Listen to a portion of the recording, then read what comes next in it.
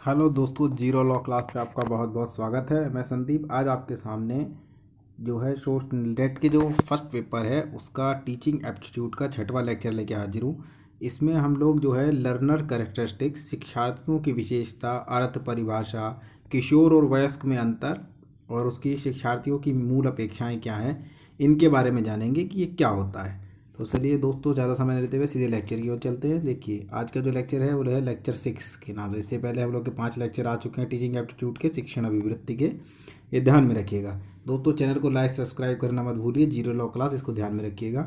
ठीक दोस्तों, अब आगे चलते हैं सीधे इसके ओर। देखिए, हमारे जो आज के टॉपिक हैं वो क्या क्या हैं। अर्थ और परिभाषा शिक्षार्थी की। ठीक, अर्थ और परिभाषा की विशेषताएँ, अंतर और अपेक्षाएँ, ये सबको हमको आज पढ़ना है दोस्तों। ठीक है, ज़्यादा समय आगे चलते हैं, सीधे देखते हैं कि क्या चीज़ होता है। देखिए दोस्तों, जो टीचिंग की जो अपेक्षाएं हैं वो क्या है, अधिगम के अर्थ क्या होता है, सीधी बात देख लीजिए। सबसे पहली बात, अधिगम का अर्थ होता है सीखना, जो कि यहाँ लिखा है। अधिगम को सरल भाषा में क्या कहते हैं, सीखना। अब इसको मैं आपको बेसिक चीज़ समझा दूं पहले, कि जब कोई स्टूडेंट जो जो स्टूडेंट है या कोई भी एक कॉलेज को, देखिए इसको इस तरीके से समझ लीजिए कि जो शिक्षण होता है इसको दो अर्थों में, मेरे पहले लेक्चर में मैंने सबसे पहले बता चुका हूँ कि शिक्षण को दो अर्थों में लिया जाता है। एक तो संकुचित अर्थ में और एक वृहद अर्थ में। वृहद अर्थ का अर्थ होता है कि शिक्षण जो है वो जन्म से मृत्यु तक जो व्यक्ति अपने समाज और वातावरण में सीखता है, उसको हम लोगों ने वृहद अर्थ में कहा था। और जो कोई स्कूल कॉलेज में पढ़ाई करता है, ज्ञान समझ लेता है, उसको हमने संकुचित अर्थ माना था। यहाँ पर जो लिखा है वो देखिए, इसको समझने के लिए मैं एग्जांपल दे रहा हूँ आपको कि यहाँ पर पहले इसको पढ़ते हैं। ये लिखा है, अधिगम को सरल भाषा में सीखना कहते हैं। ठीक है, शिक्षण का मुख्य कार्य अधिगम के क्षेत्र में प्रभावशीलता लाना है। मैंने किसके क्षेत्र में, पढ़ने के क्षेत्र में, जो स्टूडेंट है उसके क्षेत्र में उसको जो है प्रभावशील बनाना, कि वो कितना प्रभावी हो पढ़ाई के प्रति। ठीक है, लाना है। ये दोनों ही एक सिक्के के दो पहलू हैं। मैंने क्या क्या, दो दो दो पहलू कौन कौन से, एक शिक्षण यानी पढ़ाना, और अधिगम माने पढ़ना। ठीक है, शिक्षण किसका काम होगा, तो शिक्षक का काम होगा। अधिगम किसका काम होगा, शिक्षार्थी का काम होगा। ठीक है दोस्तों, ध्यान रखिएगा। इन दोनों जोड़ के, तो इन दोनों सिक्कों के पहलू हैं। इनके उद्देश्य एक दूसरे के पूरक हैं। टीचर का काम क्या है कि शिक्षार्थी जो है, यहाँ पर जो है अधिगम के लर्नर के लिए बालक शब्द का प्रयोग किया जा सकता है कि स्टूडेंट। ठीक है, तो जो टीचर होता है वो जनरली क्या करता है, एक टीचर जो है उसका काम है कि स्टूडेंट जो उसका है वो कितने अच्छे से सीख ले, वो कितने अच्छे से ज्ञान को समझ ले, ये काम टीचर करता है। ठीक, स्टूडेंट का काम क्या है कि टीचर जो ज्ञान दे रहा है उसको वो कैसे ग्रहण कर पाए, उसको अपने को ऑब्जर्व कैसे करे उसको। ठीक है, तो इन दोनों के लिए जो है सामान्यता ये काम होता है। तो दोनों एक दूसरे के पूरक भी हैं और इसके उद्देश्य भी एक दूसरे के पूरक हैं। टीचर का काम है कि वो अच्छे से सीखे, और शिक्षार्थी काम है कि वो उसको, टीचर जो ज्ञान दे रहा है उसको अच्छे से समझ ले। ठीक, एक दूसरे का काम पूरक है।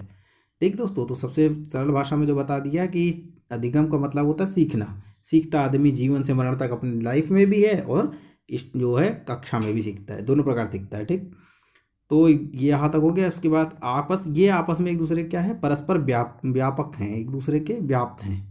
ठीक है, हम शिक्षण तथा सीखने की प्रक्रिया को मिश्रित रूप से शिक्षण अधिगम, टीचिंग लर्निंग, मैंने कहा ना दो होते हैं। देखिए, शिक्षण मैंने टीचर का काम होता है, अधिगम मैंने स्टूडेंट का काम होता है। ठीक, तो जानने लग रही हैं। ठीक, जब अधिगम प्रभावशाली होगा तभी क्या होगा, जब अधिगम जो है, जब अधिगम प्रभावशाली होगा तो शिक्षण को भी प्रभावशाली माना जाएगा। अगर कोई स्टूडेंट बहुत अच्छा पढ़ रहा है तो ये माना जाएगा कि वो टीचर बहुत अच्छा पढ़ाता है। स्वाभाविक चीज़ है ना भाई, जब बच्चे ज़्यादा नंबर लाएंगे परीक्षा में पढ़ करके तो माना जाएगा कि टीचर ने अच्छा पढ़ाया। कोई बच्चा पढ़ करके, आप जो है अभी मेरे इस लेक्चर से पढ़ करके अगर आप नेट में सिलेक्शन होते हैं, आपका जेआरएफ मिलता है, तो क्या होगा, ये होगा कि संदीप सर अच्छा पढ़ाते हैं, है ना। तो यहाँ पर कहीं ना कहीं ये दोनों चीज़ें आपस में जुड़ती हैं। ये कहा जाता है कि शिक्षण का कार्य तथा अधिगम उसका एक उपलब्धि है। क्या है, शिक्षण एक कार्य है और अधिगम उसकी उपलब्धि। सच बात है, उपलब्धि कैसे है, ये जो मैंने एग्जांपल दिया ना, कि भाई अगर आप नेट में अभी आपका जेआरएफ हो जाए, नेट का पेपर आपका पढ़ करके मेरे लेक्चर से निकलता है, तो क्या होगा, तो ये माना जाएगा कि आप बताएंगे कि हाँ भाई मैंने फलाना संदीप सर का लेक्चर पढ़ा था, और संदीप सर के लेक्चर से आपने नेट को फर्स्ट पेपर में हाईएस्ट नंबर लेके आए, तो ये माना जाएगा कि संदीप सर अच्छा पढ़ाते हैं। तो मेरा कार्य क्या है, वो सफल होगा, क्योंकि मेरी उपलब्धि क्या है, आपको जेआरएफ मिल गया। ठीक है दोस्तों, तो ये इसका अर्थ हो गया। ठीक, इससे सरल अर्थ और कुछ नहीं हो सकता है। आगे चलते हैं, इसकी परिभाषा को देखते हैं थोड़ा सा कि इसकी परिभाषा क्या है। तो हम अपनी पूरी आयु में, हम अपनी पूरी आयु में नई चीज़ें सीखते हैं। हर व्यक्ति नई चीज़ें सीखते रहता है, ठीक है। और इसको हम जीवन पर्यंत मतलब मरते टाइम, लास्ट टाइम तक भी आदमी कुछ ना कुछ सीखता है, ठीक। तो इसको सीधे अर्थ में अगर कहा जाए तो मनुष्य अपने पूरे जीवन में जन्म से मृत्यु तक कुछ ना कुछ सीखता रहता है। इसी सीखने की प्रक्रिया को अधिगम कहा जाता है। क्या कहा जाता है?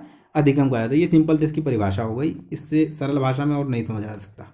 अधिगम मूल रूप से मनोवैज्ञानिक अधिगम के माध्यम से, ठीक है, मनोवैज्ञानिक बने मनुष्य के दिमाग से, ठीक है। अधिगम मूल रूप से मनोवैज्ञानिक अधिगम के माध्यम से मनुष्य नए कौशल, ठीक है, ज्ञान, दृष्टिकोण और मूल्यों को अधिग्रहण करता है। किस किस को करता है? नए स्किल सीखता है, नई नॉलेज सीखता है, उसका पॉइंट ऑफ व्यू क्या है, दृष्टिकोण क्या है वो, और उसके साथ साथ उसके मूल्य को ग्रहण करता है कि जो ज्ञान मिल रहा है उसका मूल्य क्या है, ठीक।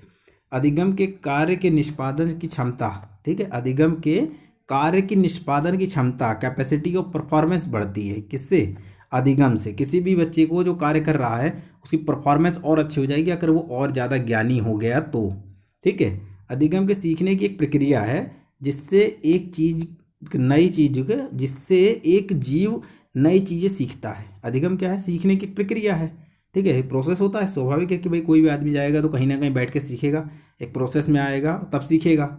और जो सीखेगा तो क्या होगा? नई चीज़ों को सीखना ही मुख्यतः जो है अधिगम का एक लक्ष्य भी है। और इसके परिणाम स्वरूप व्यवहार में क्या होता है? स्थायी परिवर्तन आता है। और स्थायी परिवर्तन आता है तो क्या होता है? तो शिक्षण का उद्देश्य पूरा होगा। क्या होगा? समाजोपयोगी तत्व बन जाएगा वो। तो ये हो गई शिक्षण की, ये अधिगम की परिभाषा हो गई। चलते दोस्तों आगे।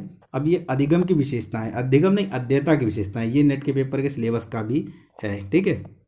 अध्येता माने क्या होता है? सबसे पहले इसको समझ लेते हैं। लर्नर्स, लर्नर माने अगर सीमित छोटी सी भाषा में कहा जाए तो वो है स्टूडेंट जो सीखने के लिए है। जैसे कोई भी स्टूडेंट कॉलेज में होगा तो वो क्या होगा? वो लर्नर होगा, ठीक है, वो अधिगम करने के लिए वहाँ पर होगा।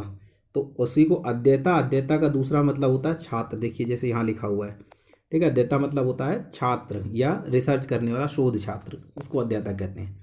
अब क्या है, देखिए यहाँ पे लिखा है कि किसी भी प्रक्रिया में छात्र बहुत महत्वपूर्ण है। शिक्षण कार्य अध्येता के समाजोपयोगी विकास के लिए किया जाता है। किसके लिए? छात्र के समाजोपयोगी विकास के लिए। इस दृष्टिकोण से अध्येता के ऊपर शिक्षण प्रक्रिया पर पूर्ण होना निर्भर करता है। किस पे करता है? ये ध्यान में रखिएगा, यहाँ पर ये वो बात आ रही है ना, ये कि दृष्टिकोण से अध्येता के ऊपर शिक्षण प्रक्रिया का पूर्ण होना निर्भर करता है। कैसे निर्भर करेगा? तो शिक्षण प्रक्रिया जब पूर्ण होती है तभी जो है समाजोपयोगी वो बन पाता है। अध्येता के कुछ गुण हैं। अब देखिए हमको जो मुख्यतः पढ़ना है वो क्या है? अध्येता के गुण, यानी छात्र के, स्टूडेंट के गुण क्या क्या होने चाहिए, उसके अंदर क्या क्या विशेषताएं होनी चाहिए, वो स्टूडेंट कहलाए। तो स्टूडेंट होने के नाते उसमें ये गुण होने चाहिए। तो पहला गुण कहता है कि शिक्षा के प्रति उत्साह और उत्सुकता। कोई भी स्टूडेंट होता है उसको शिक्षा के प्रति, कि उसको सीखना है, उसके अंदर उत्सुकता होनी चाहिए। अगर वो नीरस है ना, अरे यार क्या पढ़े छोड़ो, तो फिर वो नहीं पढ़ सकता, ठीक है।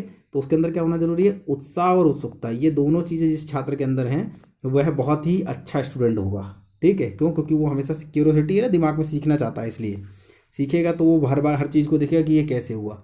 दूसरा, धैर्य और सहनशीलता। तुरंत उत्सुकता, इतनी उत्सुकता नहीं होनी चाहिए कि वो अति कर दे कि भाई नहीं नहीं तुरंत जल्दी जल्दी सीखना है। नहीं, धैर्य भी होना चाहिए कि शिक्षक जितना सिखाए उतना ही सीखे, ज़बरदस्ती आगे ना जाए, क्योंकि शिक्षक को पता है कि कब क्या सिखाना है, ठीक है। तो धैर्य और सहनशीलता यह भी स्टूडेंट के अंदर होना बहुत आवश्यक है। इसके बाद पूर्वाग्रह मुक्त होना चाहिए। कैसा होना चाहिए? पूर्वाग्रह मुक्त। पूर्वाग्रह का मतलब पहले से कोई दिमाग में स्ट्रेटजी ना बना ले, पहले से किसी के बारे में कुछ थिंक को रखना कि ये आदमी यार गलत ही होगा, ये गलत ही पढ़ा रहा है। ऐसा अगर कोई भी चीज़ में पूर्वाग्रह बना ली, पूर्वाग्रह मैंने पहले से सोची हुई चीज़, अगर पूर्वाग्रह स्टूडेंट रख लेगा तो वो सीख नहीं सकता है। तो ये नहीं होना चाहिए, पूर्वाग्रह मुक्त होना चाहिए स्टूडेंट को। ये तीसरी विशेषता हो गई इसकी, ठीक है। अब इसके बाद चौथी विशेषता हो गई इसकी, चौथी है कि आत्मविश्वास एवं मजबूत इच्छा शक्ति। उसका जो है, जो कॉन्फिडेंस लेवल है वो बहुत स्ट्रांग होना चाहिए, ठीक है। और उसकी जो इच्छा शक्ति है उसको भी बहुत मजबूत होना चाहिए कि नहीं मैं सीख के रहूँगा, मुझे नहीं समझ में आ रहा मैं सीखूंगा, मैं मेहनत करूँगा, मेरा आत्मविश्वास है मुझे आएगा। एक टॉपिक को हो सकता है कि एक बार पढ़ने, दो बार पढ़ने पर ना समझ में आए, लेकिन वो आकर कोशिश करेगा तो उसको समझ में आएगा। इसके बाद ईमानदारी, उसमें ईमानदारी होनी चाहिए। अगर ऑनेस्ट है तो ही स्टूडेंट को जीवन पर्यंत ऑनेस्ट हर किसी को होना, ऑनेस्ट एक अच्छा गुण है, लेकिन स्टूडेंट को होना जरूरी है।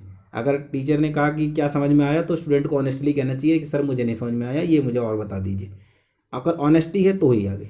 उसके बाद शोधकर्ता होना चाहिए, कोई भी चीज़ बताई गई तो वो कैसे हुआ, क्यों हुआ, अच्छा तो ये हुआ तो इस प्रकार हुआ, ये शोधकर्ता, उसको ज़्यादा डीपली समझने की कोशिश करनी चाहिए हमेशा। इसके बाद क्या होता है, इसके बाद शिक्षा के प्रति रुचि और समर्पण दोनों होना चाहिए। कैसा होना चाहिए, उसको रुचि भी होनी चाहिए कि हाँ भाई जो पढ़ा रहे हैं कि इसको इसको जो है ये अच्छा है, इसको सीखना है, और उसका समर्पण भी होता है, डिवोशन भी होना चाहिए उसका, उसका समर्पण होना चाहिए कि हाँ भाई ये जो टीचर पढ़ा रहा है ये अच्छा ही होगा, ये मेरे लिए उपयोगी है, इसको पढ़ना चाहिए। ठीक है। इसके बाद संचार क्षमता, उसकी कम्युनिकेशन की क्षमता अच्छी होनी चाहिए, वो आपस में बतिया सकते हैं, लड़का बात करके टीचर को समझा सके, टीचर की बात को समझने में, यानी कम्युनिकेशन संचार क्षमता भी उसकी एक क्या होनी चाहिए, अच्छी होनी चाहिए। उसके बाद ये आम बात है कि भाई अच्छा व्यवहार होना चाहिए, अगर व्यवहार ही खराब है स्टूडेंट का तो हो सकता है कि सामान्यतः वो कुछ ना सीखे और टीचर भी उसको ना सिखाए, इसलिए व्यवहार भी अच्छा होना चाहिए। इसके अलावा ये सुनिश्चित करना कि उसे पाठ को पूर्णतः समझ लिया, ये सबसे इंपॉर्टेंट चीज़ है। कोई भी चीज़ जब सिखाई जाती है स्टूडेंट को तो लास्ट एट द लास्ट क्या होता है, उसको यह हमेशा 100% श्योर हो जाना चाहिए कि हाँ ये जो चैप्टर मैंने पढ़ा ये मुझको फाइनली पूरा समझ में आ गया। ठीक है दोस्तों, तो ये 10 जो है विशेषताएं हैं किसकी, छात्र की, अध्येता की। ठीक है दोस्तों, अब इसमें जो क्वेश्चन नेट के पेपर में बनता है वो इस प्रकार बनता है कि हो सकता है कि वो इन 10 में से कोई 4 विशेषताएं दे दे या 3 विशेषताएं दे दे और एक कोई ना रहे, उसमें पूछ रहे कि इनमें से कौन सी अधिगम की विशेषता नहीं है। तो आपको ये ध्यान में रखना चाहिए 10 विशेषताएं। ठीक है। हिंदी में थोड़ा कठिनाई ये होती है कि आपको हिंदी में ईमानदारी शब्द की जगह अगर कोई दूसरा शब्द पर्यायवाची यूज़ कर लिया तो हो सकता है कि आप गड़बड़ कर जाएं, इसलिए अंग्रेजी भी ध्यान में रखिएगा। ठीक है दोस्तों, ऑनेस्टी वगैरह इसको भी थोड़ा सा ध्यान में रखिए, आप इतने तो आप लोग जानते ही होंगे। ठीक है दोस्तों, आगे चलते हैं। अब इसके आगे हम लोग सबसे पहले देखते हैं दोस्तों किशोर और वे जो है वयस्क और किशोर शिक्षार्थी में अंतर क्या होता है। तो सबसे पहला अंतर देखिए, ये वयस्क के लिए है, ठीक है, और ये किशोरों के लिए है। ठीक, ये किशोरों के लिए है। तो यहाँ देख लीजिए वयस्क के लिए क्या है कि उसमें में क्या अंतर होता है, वयस्क जो होते हैं शिक्षार्थी यानी जो अधिगम यानी स्टूडेंट जो होते हैं वयस्क, वो होते हैं समस्या केंद्रित। वो कैसे होते हैं, जो बड़ी क्लासों के स्टूडेंट होते हैं जिनको वयस्क कह लीजिए, वो समस्या केंद्रित होते हैं, वो कोई प्रॉब्लम्स को लेते हैं और उसको सॉल्व करने की कोशिश करते हैं, पूरी पूरी बुक को नहीं लेते हैं, वो कोई एक समस्या को उठाते हैं और उसको सॉल्व करते हैं। जबकि जो किशोर होते हैं जो छोटी क्लास में होते हैं 10th और 8th 9th 10th वाले, वो क्या करते हैं, वो विषय केंद्रित होते हैं, उनको सब्जेक्ट पढ़ना होता है। दूसरा, ये रिजल्ट केंद्रित होते हैं, परिणाम उन्मुख होते हैं कि कैसा परिणाम आना चाहिए, परिणाम निकालने के लिए काम करते हैं। जबकि ये फ्यूचर के लिए करते हैं कि हमको आगे ये बनना है। ठीक है। इसके अलावा आत्मनिर्देशित होते हैं, ये खुद से भी बहुत ज़्यादा डायरेक्शन पा कोशिश करते हैं, ये चाहिए ये करा जाए, ये करा जाए। लेकिन यहाँ क्या है, यहाँ दिशा निर्देश के लिए दूसरों पर निर्भर रहते हैं किशोर। ठीक है, छोटी क्लास के स्टूडेंट नई जानकारी के बारे में संदेहवादी होते हैं, जो भी नई जानकारी वयस्क को मिलती है वो क्या करते हैं, उसको तुरंत एक्सेप्ट नहीं करते, उसको संदेह करते हैं, अच्छा ये ऐसा नहीं यार, इसमें कुछ गड़बड़ है, इसको इस प्रकार किया जा सकता है, थोड़ा संदेह रखते हैं, सोच विचार करते हैं उस पर। जबकि छोटी क्लास के जो होते हैं किशोर, वो सहजता से उसको ग्रहण कर लेते हैं, मान लेते हैं कि ये सही होगा। इसके अलावा स्वयं सीखने के लिए उत्तरदायी होते हैं। कौन, वयस्क जो होता है वो खुद सीखने के लिए उत्तरदायी होता है कि ये मुझे आना चाहिए, इसको इस प्रकार पढ़ता हूँ तो आएगा। लेकिन ये जो छोटी क्लास के स्टूडेंट होते हैं खुद से नहीं समझ सकते, उनको अन्य लोगों पर निर्भर रहना होता है, अन्य लोगों में टीचर, उसके कोचिंग टीचर, उसके घर वाले और भी लोग हो सकते हैं। ठीक है दोस्तों, तो ये किशोर और वयस्क में अंतर हो गया, ये भी पूछ सकता है, इससे भी क्वेश्चन बन सकता है, इसलिए इसको ध्यान रखिएगा। आगे चलते हैं दोस्तों। अब देखिए एक चीज़ मैं आपको यहाँ पे जो मैंने ये बहुत शॉर्ट में लिखा है, ये मैं आपको समझाना चाहता था कि ये वैसे तो ये बहुत इंपॉर्टेंट नहीं है। देखिए पूरे के पूरे, एक वो पहले वाला जो अभी किशोर और वयस्क वाला बता दिया वो, इसके अलावा देखिए ये किशोर और वयस्क है, युवा और युवा, वयस्क और युवा कह लीजिए, तो ये उसी के अंतर्गत है। ठीक है, तो किशोर वयस्क वाला एक हो गया। शिक्षार्थियों का वर्गीकरण जो है वो विभिन्न स्तरों पर किया जाता है। एक तो पढ़ने के स्तर पर कि वो पढ़ाई कैसे करते हैं, तो वयस्क और युवा वाला अंतर मैंने बता दिया। इसके बाद दूसरा है अधिगम शैली के आधार पर भी वर्गीकरण होता है। अधिगम शैली मतलब उनके जो क्या नाम है पढ़ने की तरीका है उसके ऊपर भी होता है कि वो किस प्रकार के होते हैं। ठीक, तो उसमें जो अंतर है वो उसको दो हिस्से में उन्होंने क्या क्या बांटा है, एक बांटा नया शिक्षार्थी और एक पुराना शिक्षार्थी, मैंने न्यू स्टूडेंट और पुराने, इसके दो आकर देखें। मैं एक बार आपको बता दे रहा हूँ शॉर्ट वे में, इसके भी दो हैं। ये तो मैंने अभी आपको आगे बता दिया, इसके जस्ट पहले यही बताया था। ठीक है, दूसरा वाला जो है इसमें जो है न्यू है, दो प्रकार का है, इसमें एक न्यू स्टूडेंट और एक ओल्ड स्टूडेंट, इन दोनों में अंतर कर दिया है, बस ज़्यादा कुछ नहीं है। ठीक है, इन दोनों में इसको बांट दिया, वर्गीकरण कर दिया है। ठीक, इसके बाद दोस्तों श्रवण शक्ति, ये जो है ये श्रवण शक्ति में इसके आधार पर वर्गीकरण है। इसमें भी इन्होंने जो है इसमें वर्गीकरण नहीं किया, लेकिन इसमें कुछ पॉइंट बताए हैं, जिसमें उन्होंने कहा है कि पॉइंट 1 है सक्रियता। ठीक है दोस्तों, सक्रियता के आधार पर एक सक्रिय श्रवण, श्रवण का मतलब होता है सुनना, सुनने के आधार पर वर्गीकरण किया है। तो एक होता है सक्रिय होता है जो बिल्कुल एक्टिव सुनता है। एक होता है समानुभूति श्रवण जो है थोड़ा बहुत सुनता है, पूरा नहीं सुनता है। ठीक है, तो ये इसके दूसरा प्रकार हो गया। इसके बाद तीसरा प्रकार उन्होंने कहा है इसमें, जो तीसरा प्रकार है मूल्यांकन या आलोचनात्मक, जो सुन तो रहा है पर वो मूल्यांकन करने के लिए या आलोचना करने के लिए ही उसके शब्दों को पकड़ रहा है। चौथा इसमें जो वर्गीकरण किया है वो चौथा है सराहनात्मक श्रवण, यानी कि वो सुन रहा है, सुनने के बाद वह सराहना भी करता है। ये 4 प्रकार के इसमें बताए गए हैं, तो ये ध्यान रखिएगा। पहला सक्रिय, दूसरा समानुपाती, ठीक है, समानुभूति श्रवण सॉरी, तीसरा है मूल्यांकन और आलोचनात्मक, ठीक है, मूल्यांकन या आलोचनात्मक, और उसके बाद है सराहना। ठीक है, ये सराहना करने वाले, ये 4 प्रकार के इसमें वर्गीकरण किए गए हैं, ध्यान में रखिएगा। इसके बाद अंतिम बचता है यहाँ पे चौथा, वर्गीकरण की शैली की विचार शैली के आधार पर वर्गीकरण किया गया है। अब विचार शैली के आधार पर 3 प्रकार का वर्गीकरण है इनका। पहला है इसका जो पहला वर्गीकरण है वो है चिंतनशील विचारक। क्या? चिंतनशील, इसको ध्यान रखिएगा, चिंतन, ठीक, चिंतनशील विचारक है ये, चिंतनशील। ठीक, इसके आधार पे एक है चिंतनशील विचारक। दूसरा इन्होंने जो है इसी में है दूसरे नंबर पे, दूसरा है इनका रचनात्मक। ठीक है, क्या है? रचनात्मक विचारक। ठीक, रचनात्मक विचारक। इसके बाद इन्होंने जो है अंतिम रखा है तीसरा, इसको रखा है नाम, रचनात्मक विचारक के बाद इन्होंने जो नाम रखा है वह रखा है व्यवहारिक विचारक। क्या? व्यवहारिक। अब इसमें जो है ये बहुत इंपॉर्टेंट इतना नहीं है, लेकिन ये ऊपर ऊपर पूछ लेता है कि इनमें कौन कौन से बांटे गए हैं। तो अगर मान लीजिए इस प्रकार का क्वेश्चन नेट में बनता है कि विचार शैली के आधार पर कितने प्रकार का वर्गीकरण किया गया है या इनमें से कौन सा विचार शैली के अंतर्गत नहीं आता है, तो आपको याद रहे कि पहला जो उसमें विचारक बताया गया है वो है चिंतनशील, दूसरा रचनात्मक और तीसरा है आपका व्यवहारिक। ठीक है, तो चिंतनशील विचारक एक याद रखिएगा, दूसरा रचनात्मक और तीसरा व्यवहारिक। फिर इसके बाद एक और है वैचारिक। तो हो सकता है कि इनमें से 3 दे दे या 4 में से कोई 3 दे दे, एक को पूछ ले कि नहीं है। तो चौथा है इसका अंतिम, वो है वैचारिक, ये ध्यान में रखिएगा।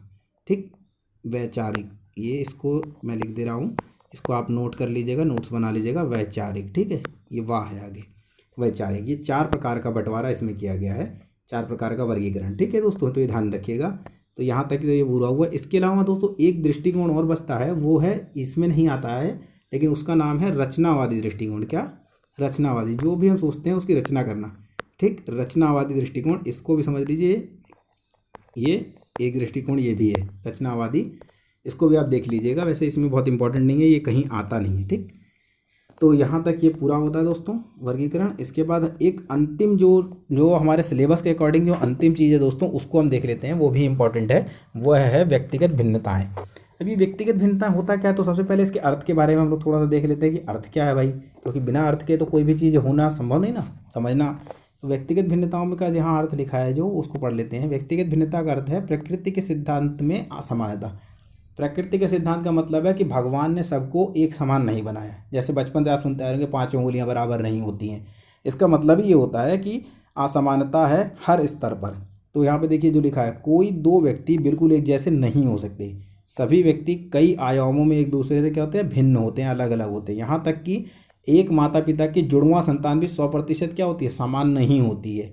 इसे ही भिन्नता मनोविज्ञान सिद्धांत की संज्ञा दी गई। किसको? अब ये इंपॉर्टेंट है, मनोविज्ञान सिद्धांत की संज्ञा किसे दी गई है? मनोविज्ञान सिद्धांत क्या होता है? भिन्नता मनोविज्ञान क्या होता है कि प्रकृति के सिद्धांत क्या।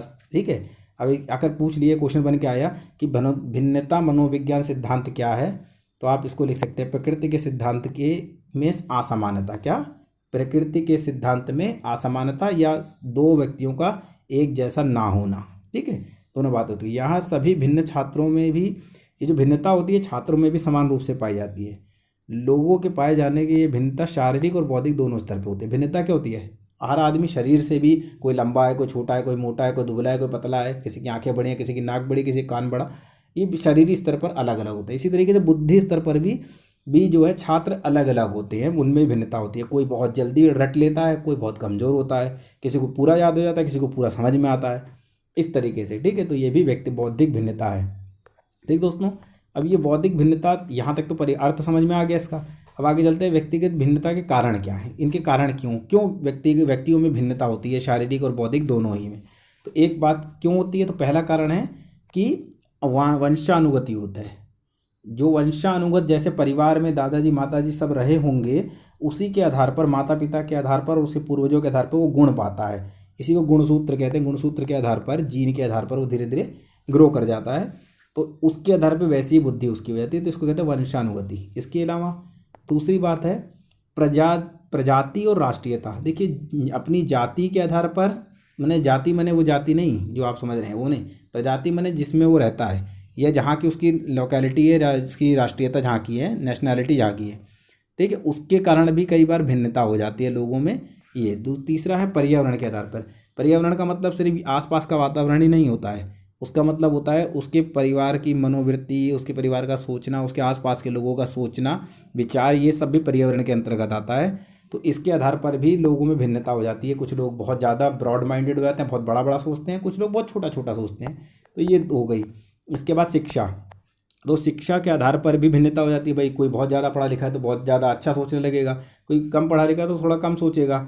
ऐसा नहीं है कि जो पढ़े लिखे नहीं होते वो अच्छा सोचते नहीं हैं, ऐसा नहीं है। बहुत सारे ऐसे लोग हैं जो कम पढ़े लिखे थे लेकिन विचार अच्छे थे। क्यों? क्योंकि वो समाज में पढ़ गए और समाज में ज्ञान प्राप्त कर लिए, ठीक है। इसलिए शिक्षा के आधार पर भी इस प्रकार का हो जाता है। इसके बाद अंतिम है, लिंग के आधार पर भी व्यक्तिगत भिन्नता होती है। जैसे लोगों का एक, मैं साइकोलॉजी मेंटली एक सोचते हैं, लड़के ज़्यादा ताकतवर होते हैं, लड़कियां कम ताकतवर होती हैं। लिंग के आधार पर लड़का लड़की है ना, तो वही लड़के ज़्यादा पढ़े लिख रहे हैं, या लड़के ज़्यादा ताकतवर होते हैं, उनका शरीर ज़्यादा ताकतवर होता है, लड़कियों का शरीर थोड़ा कमज़ोर होता है।